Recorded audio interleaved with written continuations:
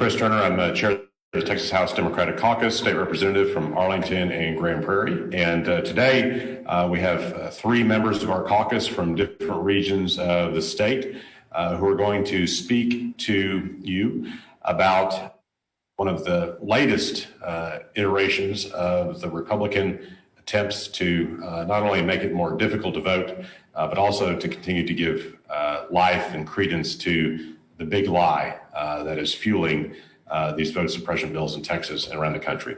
So to start us off, I'm proud to introduce the treasurer of the Texas House Democratic Caucus and one of our outstanding members from the El Paso County delegation, Representative Lina Ortega. Thank you. As you just heard, my name is Lina Ortega. I am a state representative from El Paso.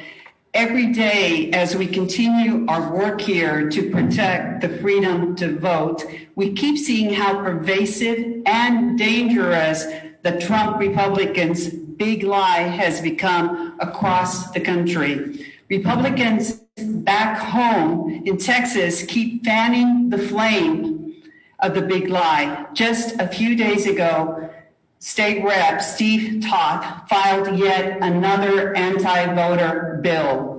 This is the same Steve Toth that has been pushing the right-wing agenda, items like censoring our school teachers from teaching history. Toth's House Bill 241 would require an audit of the 2020 election results in counties with more than 415,000 people.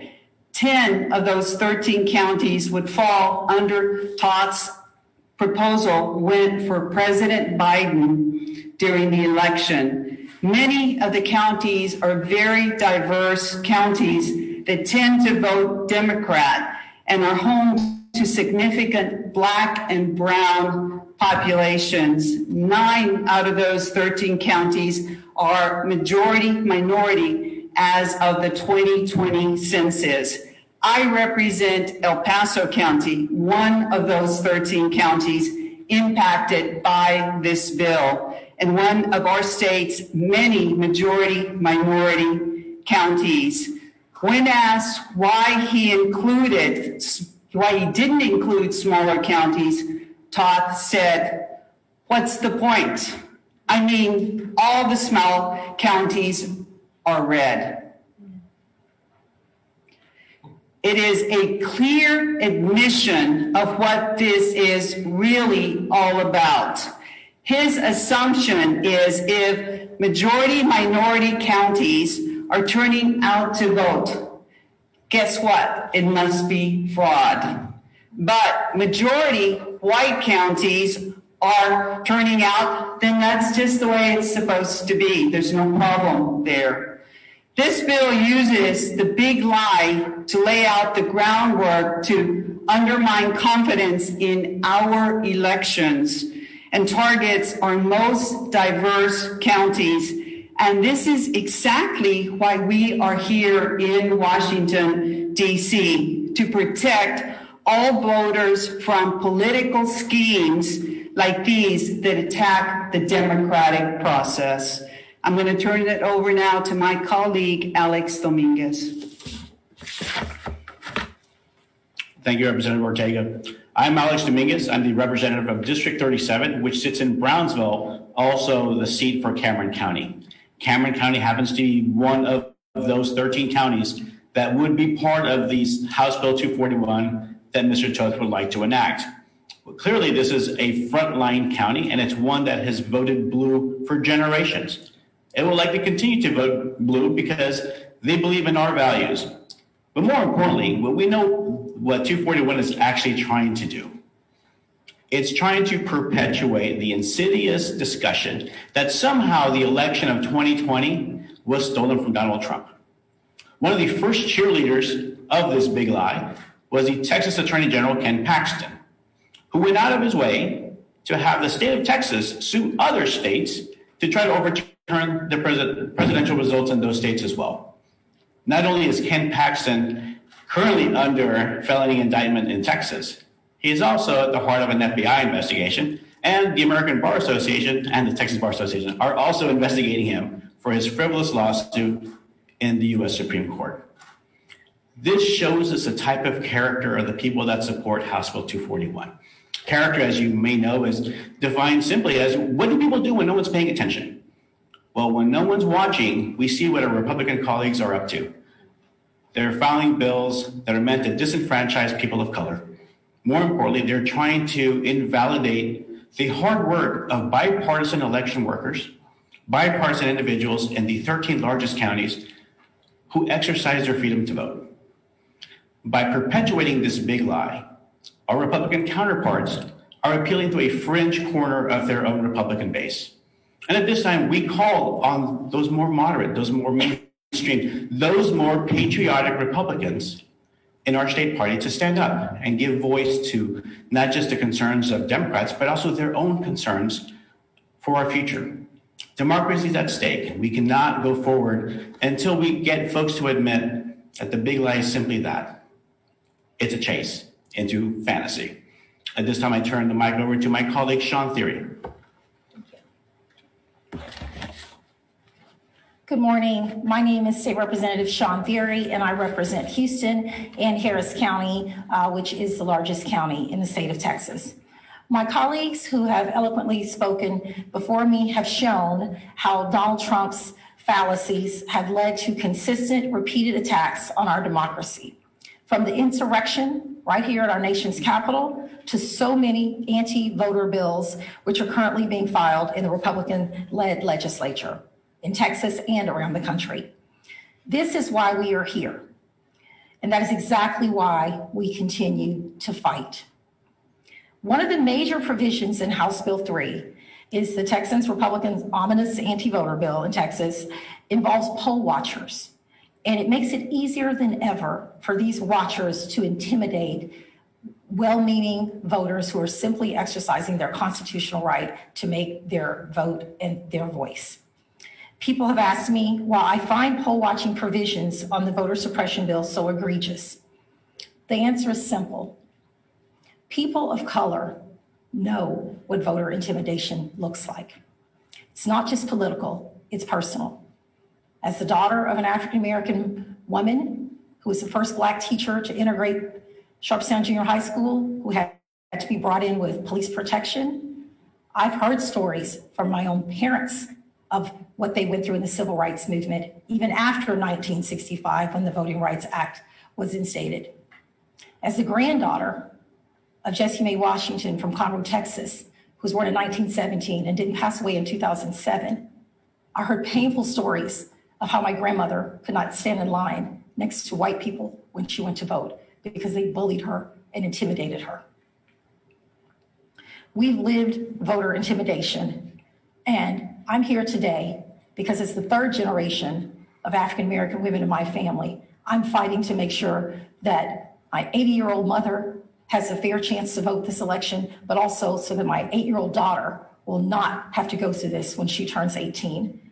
I would like to play for you a video from a few months ago showing just how some poll watchers in my home county of Harris County want to intimidate Black and brown voters.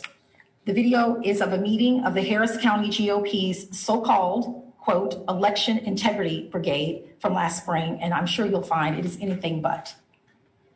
So I'm trying to get, encourage and recruit as a precinct chair about 30 people in my precinct that will have the confidence and courage to come down in here in these areas where we really need poll workers, because this is where the fraud is occurring. All right. So me finding poll watchers out here is not, it helps. Yeah, but it's a pretty safe precinct. We've got to get folks in these suburbs out here that have, a lot of Republican folks that got to have the courage. If we don't do that, this fraud down in here is really going to continue.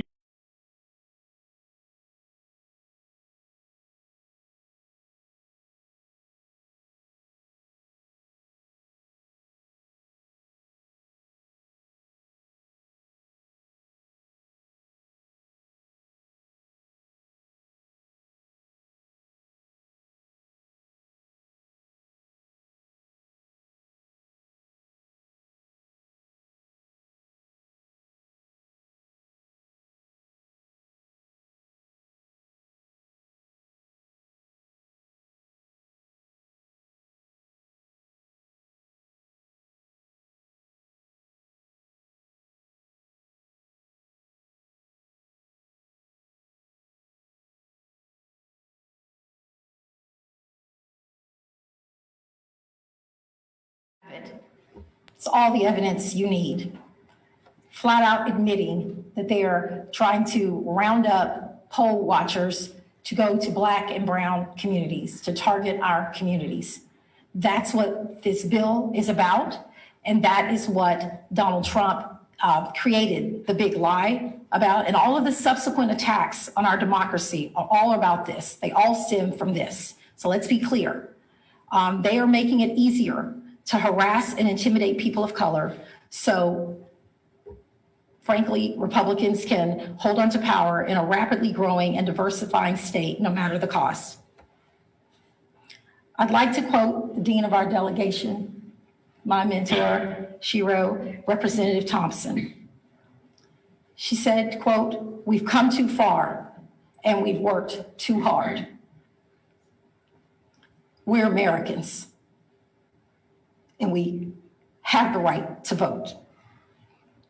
This is why, day after day, we are making the sacrifices to correct the course, to fight back against these injustices, and to protect the freedom to vote for every single Texan." I want to close with something. It's no coincidence that Donald Trump had the gall to adopt the term, quote, "the big lie," because it is completely rooted in racist and anti-Semitic propaganda, as it was actually first coined by Adolf Hitler himself. These types of manipulation of the public mindset are designed to undermine the core values of our democracy. I call on my Republican colleagues, every single one of them, moderate and conservative, to abandon this political fallacy that Donald Trump has been pushing since he lost the election last November, and to finally accept the will of the American people. Let's get back to the real issues at hand, such as ensuring that our Texas electric grid can withstand the temperatures that we will be facing this summer and this winter. And I'll turn this back over to our esteemed chairman, Chris Turner, for questions.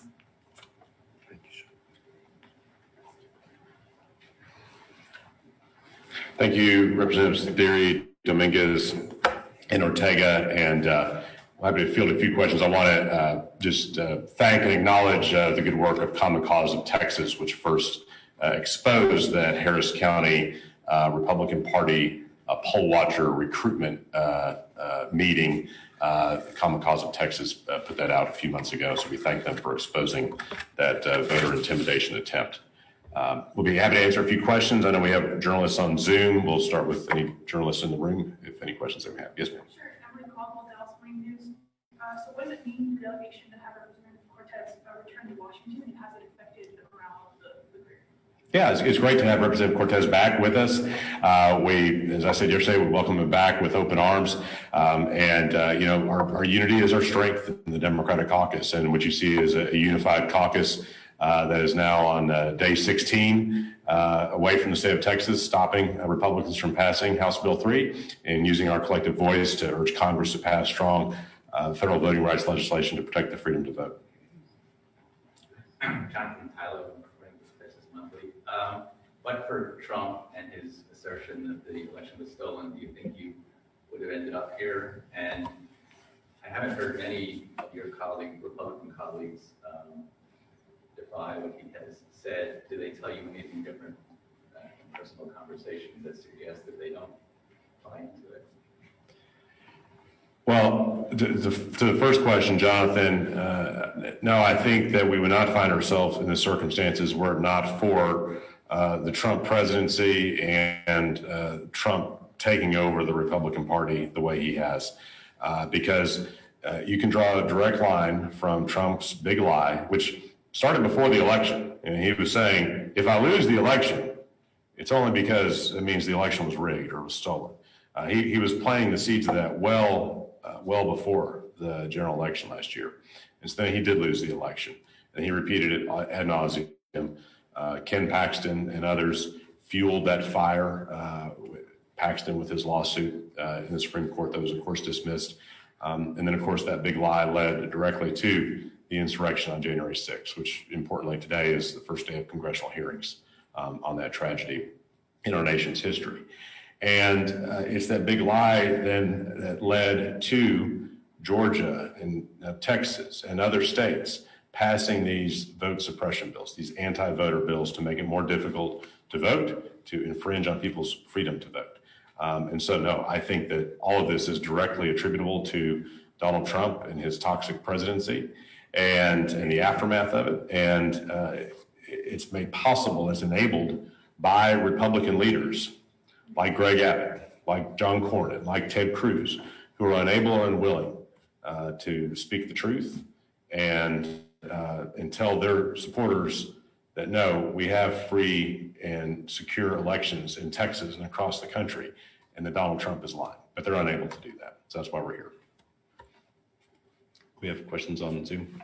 Yes. Christian Forrest with CBS Boston asked, looking at Trump's endorsement of Ken Paxton on top of his prior endorsement for Susan Wright for today's special runoff, do you feel Republicans have been pushing for the big line election legislation because his endorsement is still valuable? I think that's the obvious explanation. Yes, I think that when you look at how Susan Wright, who's running in the congressional district that I live in, has sought after and promoted that endorsement, how Ken Paxton sought after and secured the endorsement of Trump yesterday, how Greg Abbott, promised to finish Trump's border wall and got an endorsement apparently in exchange for that. Clearly, the Trump endorsement is the gold standard in today's Republican Party, and it's just a sad reflection on the state of the Republican Party. And it's one more reason why we're where we are. And John, I didn't mean to not answer your second part of the question. I've not heard any Republicans say that to me, no. Diane Gallagher with CNN says, with roughly a week and a half left in the special, as we're going to talk about what happens starting August 7th, have there been discussions with Republican counterparts or the governor? Look, we're here to stop this bill from passing in this legislative session. We've been very clear about that since day one. We're here to use that time to advocate on Capitol Hill and here in our nation's capital for federal voting rights legislation. We're not here in Washington to try to negotiate a bill that, for all indications, they don't have an interest in negotiating with us or talking with us about. So we're here to press the case in Washington. And we're here to run out the clock on this special session, and we'll deal with whatever comes next down the road. Speedtech with the Texas Tribune asked a similar question to that one, but also added on, do you know how many members of the caucus plan to stay beyond August 7th in DC? No. Michael Ford with San Antonio WOAI News. 3 Democrats will address Congress on Thursday. What impact do you think that will have on the greater debate on federal legislation? That's about 3 Democrats will address Congress on Thursday. You want to speak to that? I'm going to turn the podium over to the dean of our caucus, Representative Symphonia Thompson, who'll be one of the Democrats speaking to or testifying before Congress. May I ask you to repeat the question, please? Yes, ma'am. We'll make this the last question. 3 Democrats will address Congress on Thursday. What impact do you think that will have on the greater debate over federal legislation? I think it's going to have a great debate. The mere fact that we were invited to come and testify tells me that we are moving the needle to the sensitivity of our plight in Texas and how these intimidating and suppressive voting tactics that is being used, particularly in Texas, are impacting the people of Texas. And they want to know more about it.